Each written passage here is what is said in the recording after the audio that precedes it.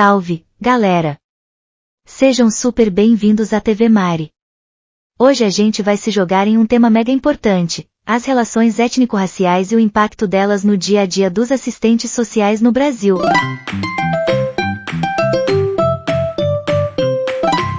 A real é que, tanto na faculdade quanto na prática, essas questões estão sempre presentes. De qual forma o currículo do curso de Serviço Social aborda as questões étnico-raciais? Quais desafios a senhora enxerga para aprofundar esse debate na formação dos alunos? Então, o curso de Serviço Social aqui aborda essas relações étnicos-raciais por meio das disciplinas, né? Eu penso que cada disciplina, de uma forma ou de outra, ela traz esses elementos nos seus conteúdos. Umas com mais profundidade, com mais detalhes, outras com menos. Mas todas as disciplinas, porque essas questões, elas perpassam, toda a formação profissional. Elas são transversais. As relações étnicos raciais, elas são transversais na formação do curso do assistente social.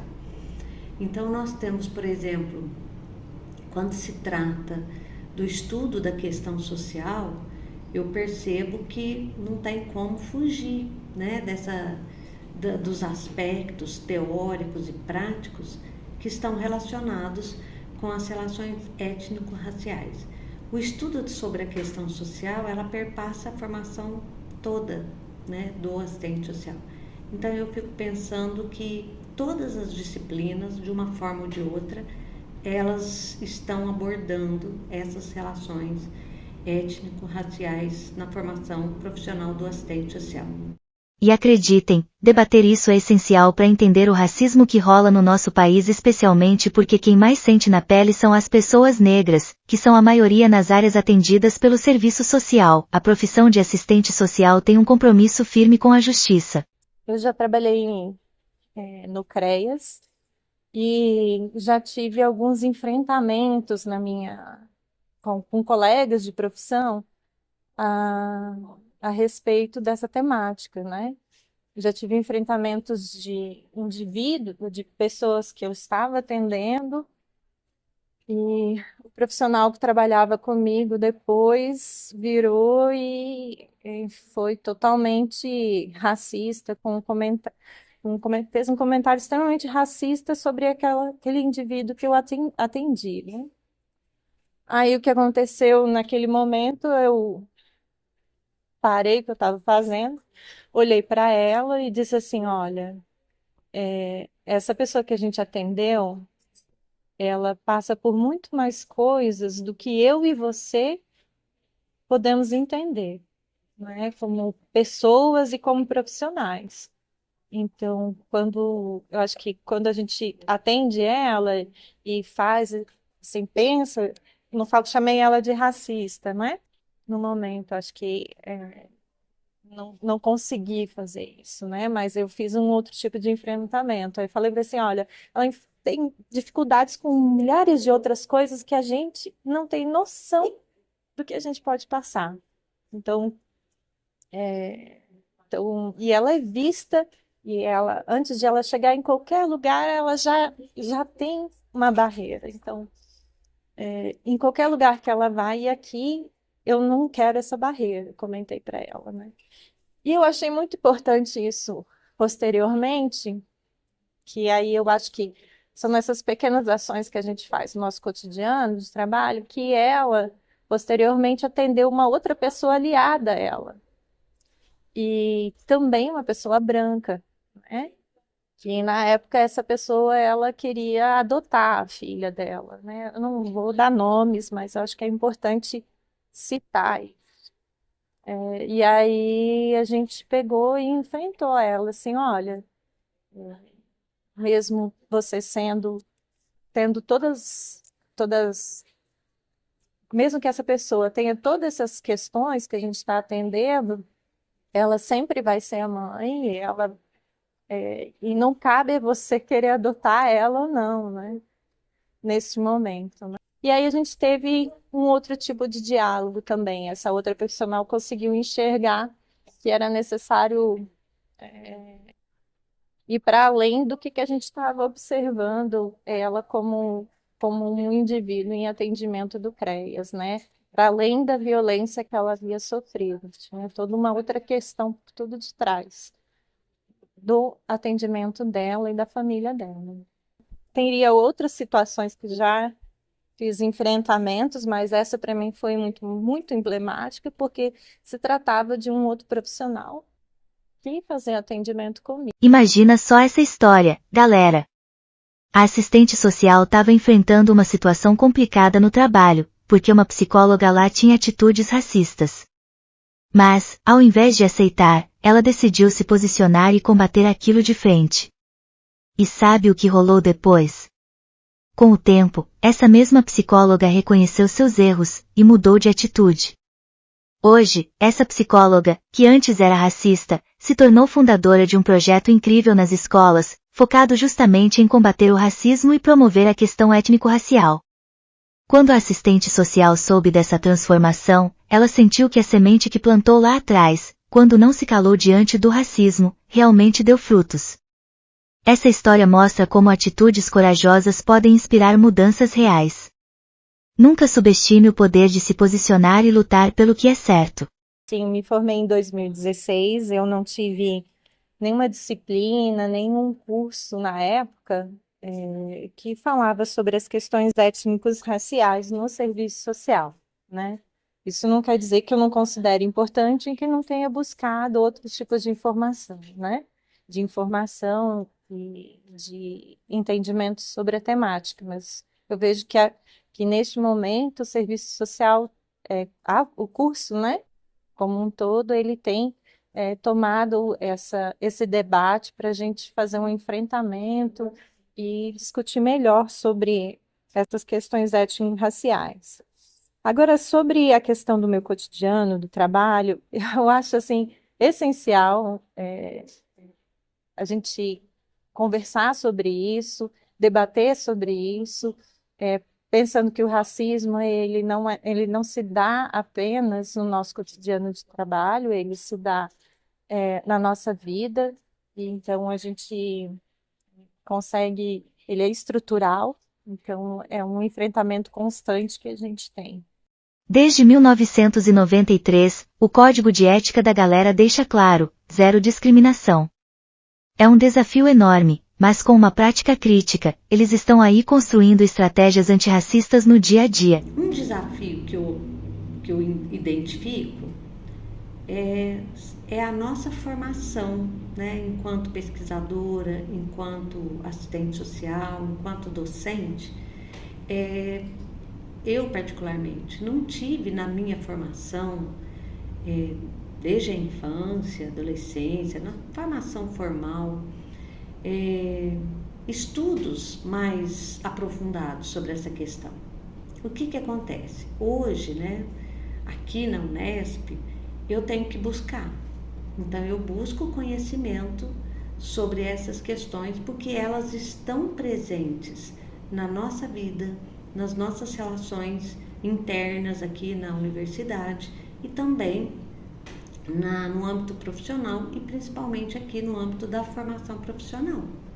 Então, o primeiro caminho que eu vejo e que eu pratico é a busca, é buscar formação sobre as questões étnico-raciais.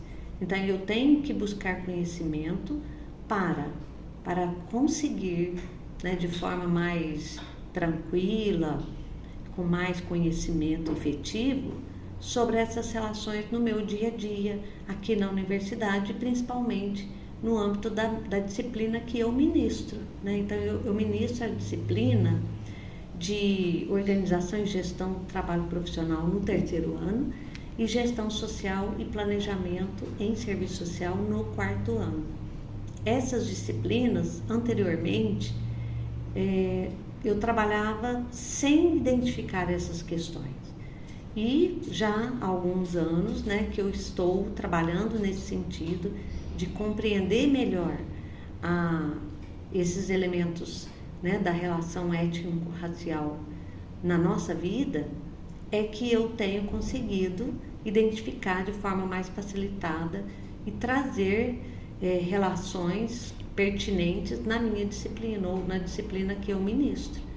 Então, assim, é um desafio constante, mas eu penso que estamos caminhando para isso. Aqui no nosso curso de Serviço Social da Unesp de Franca, todos os docentes têm buscado, né, se aprimorar no que diz respeito, e também existem várias outras atividades que são extracurricular, que de certa forma contribui e complementa o currículo, que são os vários eventos, né, que nós desenvolvemos. No âmbito da pós-graduação, nós temos várias disciplinas que abordam diretamente, né, a relação étnico-racial. Atualmente, o programa está oferecendo uma disciplina muito especial que tem o nome de protagonismo das mulheres negras, né, que vai trabalhar justamente essa questão, olhando de forma bem particular para as mulheres negras. Então, aí tendo um recorte das relações de gênero e relações raciais. Então, assim, no âmbito do programa de pós-graduação, nós temos trabalhado de modo muito cuidadosa, nesse sentido de oferecer todo semestre, todo ano, nós oferecemos disciplinas que trazem esse debate. E também nós temos projetos de extensão também que estão fazendo parte, né, do currículo da pós-graduação em Serviço Social, e esses projetos de extensão também estão direcionados ao trabalho, à intervenção, à relação com a comunidade, fazendo esse debate, essa discussão e proporcionando, né, condições para que os graduandos, pós-graduandos e comunidade consigam fazer esse intercâmbio, né, de conhecimento, de aproximação e de experiências. Eu acho que por enquanto esse é um desafio e ao mesmo tempo é um caminho que estamos trilhando aí para trazer esse debate para a formação profissional. E olha só, o racismo no Brasil não é um acidente, ele faz parte da nossa estrutura. O tal do mito da democracia racial tenta esconder isso, mas a realidade é bem diferente. É por isso que o serviço social precisa ter uma visão crítica, sacando que a questão racial é central nas desigualdades que enfrentamos, tá? E não dá para falar disso sem lembrar as mulheres negras incríveis que abriram caminho, tipo Maria de Lourdes Vale do Nascimento, que lutou pelos direitos da população negra e das mulheres ao lado de Abdias do Nascimento. Fica com a gente, porque depois do intervalo tem mais desse papo importantíssimo. Não sai daí. Era uma caixa pequena, muito pequena, e nela não cabia os meus sonhos, não cabia os meus planos. Meti o pé na tampa da caixa, algo me incomodava, pois sabia que ali não iria ser feliz.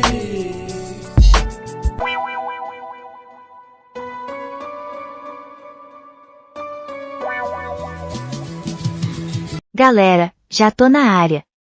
E agora, vamos destacar histórias incríveis de mulheres negras que fizeram história no Brasil e no serviço social. Sabe a Maria de Lourdes? Ela foi uma verdadeira guerreira, que lutou pelos direitos dos negros e das mulheres, colocando a vivência do povo negro no centro da discussão. A luta dela abriu os olhos de muita gente para as desigualdades brutais que esse grupo enfrenta todos os dias. E tem também a dona Ivone Lara. Antes de ser a lenda do samba que todo mundo conhece, ela foi uma das primeiras assistentes sociais negras do país e quebrou barreiras no ensino superior. Ela trabalhou no Hospital Psiquiátrico do Engenho de Dentro e, além de ser uma profissional incrível, usava suas músicas para mostrar as dificuldades e a resistência do povo negro. Ela abriu um caminho muito importante para a valorização da cultura afro-brasileira. Falando nisso, um estudo no Rio Vermelho mostrou que a galera do serviço social, especialmente as mulheres negras, vê as questões raciais e de gênero como peças-chave no trabalho deles. Muitas dessas profissionais sentem de perto como o racismo institucional está presente nos seus ambientes de trabalho. Isso só reforça a missão do serviço social de lutar contra qualquer forma de preconceito e discriminação racial, conforme o Código de Ética da profissão. É por isso que os assistentes sociais que foram entrevistados reforçaram que as desigualdades raciais ainda pesam muito sobre a população atendida, que é majoritariamente negra. E adivinhem? As mulheres negras estão no topo da lista quando falamos de desemprego e violências. Isso tudo deixa claro que o combate ao racismo é uma prioridade para garantir que o trabalho social seja mais justo e realmente faça a diferença. Para fechar, vamos falar da importância de valorizar a identidade racial no serviço social. Como você acredita que a abordagem sobre questões étnico-raciais no curso de serviço social pode prepará-la para lidar com o racismo no futuro exercício da profissão? Eu acredito que a gente vive num momento que a questão étnico-racial precisa ser pautada tanto de forma transversal quanto na teoria mesmo propriamente, porque a gente ainda vive o racismo estrutural na sociedade brasileira, então a gente precisa aprender a lidar com essas demandas que vêm da classe trabalhadora que a gente atende, né? Então acho que é isso, é muito importante para a gente conseguir ter uma atuação efetiva com essa população. Entender e incluir essa dimensão no dia a dia dos profissionais é essencial para construir uma prática antirracista de verdade, que enfrente essas desigualdades de maneira crítica e eficiente. E é isso por hoje, galera. A luta dessas mulheres e dos assistentes sociais mostra que o combate ao racismo é uma responsabilidade de todos nós. Só com ações conjuntas podemos criar uma sociedade mais justa e sem desigualdades. Até a próxima!